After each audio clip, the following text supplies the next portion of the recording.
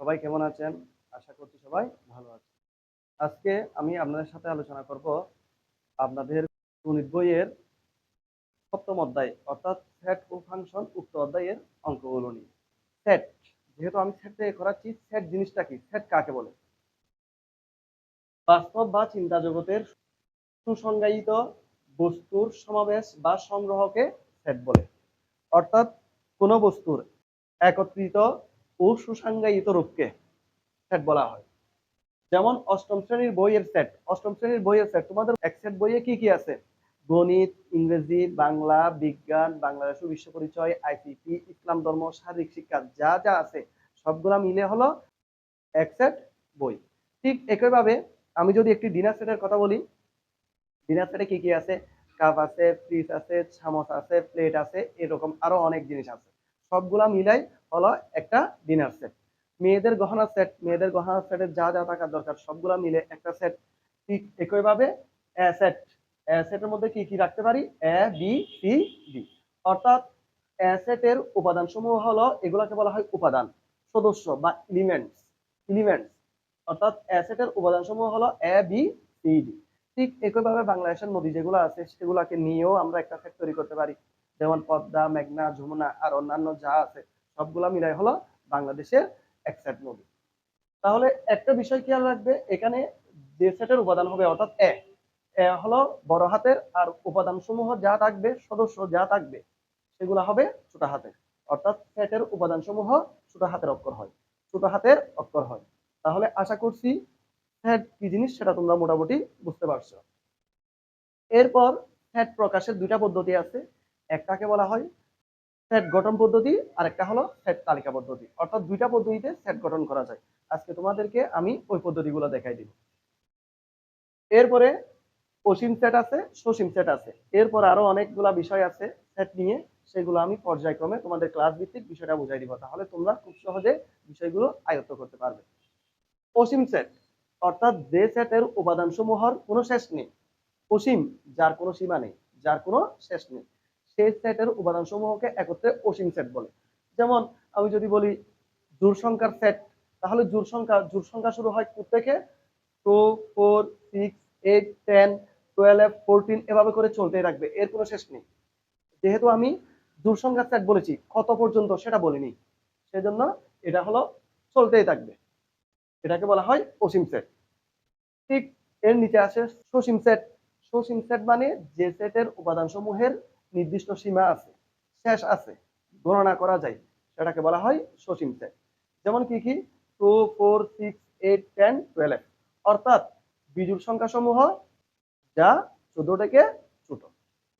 তাহলে দেখো, জোড় সংখ্যা যদি 14 থেকে ছোট হয় তাহলে কোনগুলো আসবে? 2, 4, 6, 8, 10, 12। এরপরে আমাকে আর যাইতে হবে না, কেননা আমাকে এখানে একটা নির্দিষ্ট সীমা দেওয়া হয়েছে। অর্থাৎ যার নির্দিষ্ট সীমা আছে অথবা শেষ আছে তাকে বলা হয় সসীম সেট। তাহলে আজকে আমরা এই বিষয়গুলো মনে রাখি। সেট, অসীম সেট, আর একটা হলো কি? সসীম সেট। আজকে আমি তোমাদেরকে সেট তালিকা পদ্ধতি দেখাচ্ছি। 16 নাম্বারের কটা তোমাদের সাথে আলোচনা করব এখন। এটাকে গঠন পদ্ধতিতে দিয়ে আছে, এটি গঠন পদ্ধতিতে দিয়ে আছে, আমাকে তালিকা পদ্ধতিতে প্রকাশ করতে হবে। তাহলে দেখো, সেট গঠন পদ্ধতি এটা কি রকম? এক্স যেন এক্স, এটাকে যেন বলা হয় অথবা সাস দ্যাট বলা হয়। এক্স যেন এক্স, এটা হবে বিজোড় সংখ্যা। কি সংখ্যা? বিজোড় সংখ্যা।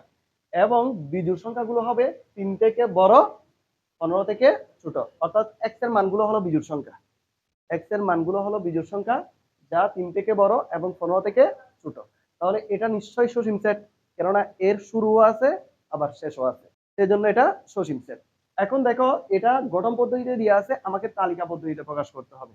এটা তোমাদের বইয়ের 16 নাম্বারের 6 নাম্বার অঙ্কটি। মনে করলাম যে এটা হলো এর উপাদান, এটা কার উপাদান? এর উপাদান। তাহলে এর উপাদান সমূহ এখানে যা দিয়ে আছে, এর উপাদান সমূহ হবে বিজোড় সংখ্যা। এর উপাদান সমূহ হবে কি সংখ্যা? বিজোড় সংখ্যা। এবং 3 এর চেয়ে বড় হবে, 15 এর চেয়ে ছোট হবে। অর্থাৎ এখানে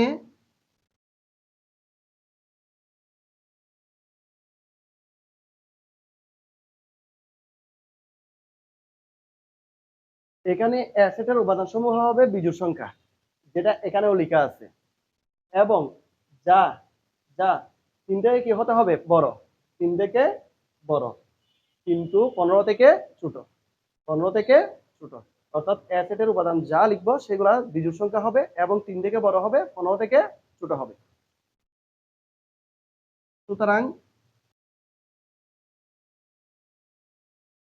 সেটের উপাদানগুলো হলো 3 থেকে বড়, 15 থেকে ছোট। এই বিজোড় সংখ্যাগুলো কি কি আছে?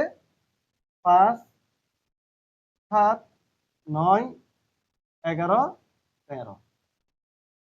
বিজোড় সংখ্যা তো অনেক আছে, সবগুলো লিখে যাবে না, 3 থেকে বড় হতে হবে। তাহলে 3 থেকে বড় হলো 5, 7, 9, 11, 13। আবার 15 থেকে কি হতে হবে? ছোট হতে হবে। তাহলে এখানে যে সংখ্যাগুলো আমি লিখেছি সবগুলো সংখ্যা 3 থেকে বড় কিন্তু 15 থেকে ছোট। সুতরাং নির্ণয় সেট a equal to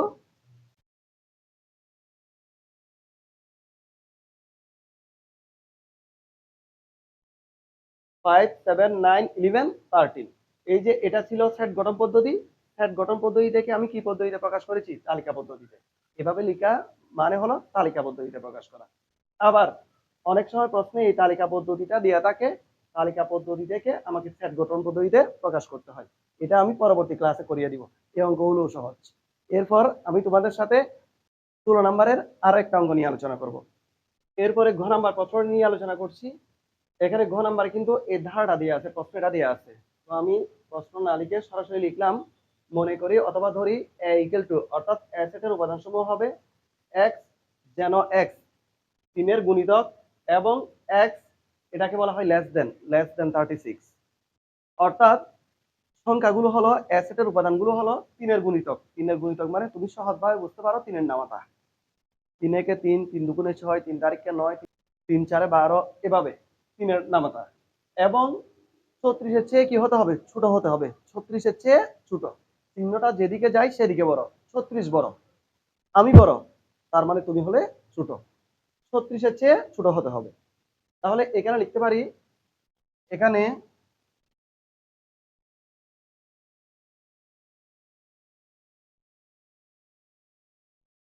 এখানে সেটের উপাদান সমূহ 3 এর গুণিতক, এই যে 3 এর গুণিতক, যা 36 এর চেয়ে ছোট।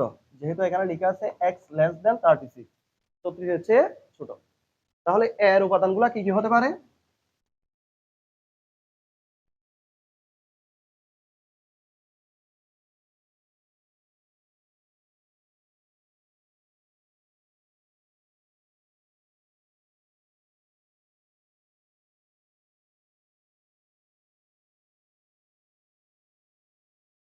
সুতরাং এর উপাদানগুলো হলো, 3 এর নামতা পড়ি আমরা।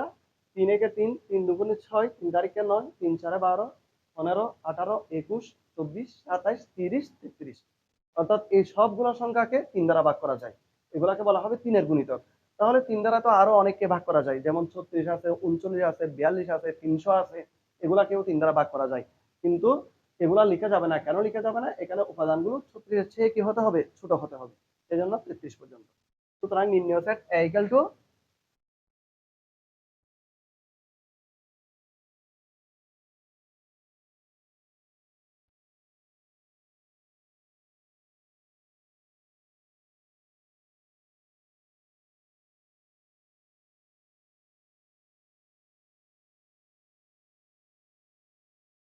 3, 6, 9, 12, 15, 18, 21, 24, 27, 30, 33। এই হলো তোমাদের গ নাম্বার প্রশ্নের সমাধান। এই দুইটা অঙ্ক বাদেও আরো দুইটা অঙ্ক আছে, সেগুলো আশা করি তোমরা যদি আমার উক্ত ক্লাসটা ভালো করে বুঝো নিজেরাই আনসার করতে পারবে। কেমন? তবে আরেকটা বিষয় মনে রাখবে, এখানে কিন্তু সেটের উপাদান লেখার সময় সেকেন্ড ব্র্যাকেট ইউজ করতে হবে। অবশ্যই সেকেন্ড ব্র্যাকেট ইউজ করতে হবে। আজকের ক্লাস এতটুকু থাকবে। আশা করছি সবাই ক্লাসটা বুঝতে পারছো। আর ক্লাস দেখে যারা উপকৃত হবে তারা অবশ্যই লাইক, কমেন্ট, শেয়ার করবে। ভালো থাকবে। আগামী ক্লাস পর্যন্ত আল্লাহ হাফেজ।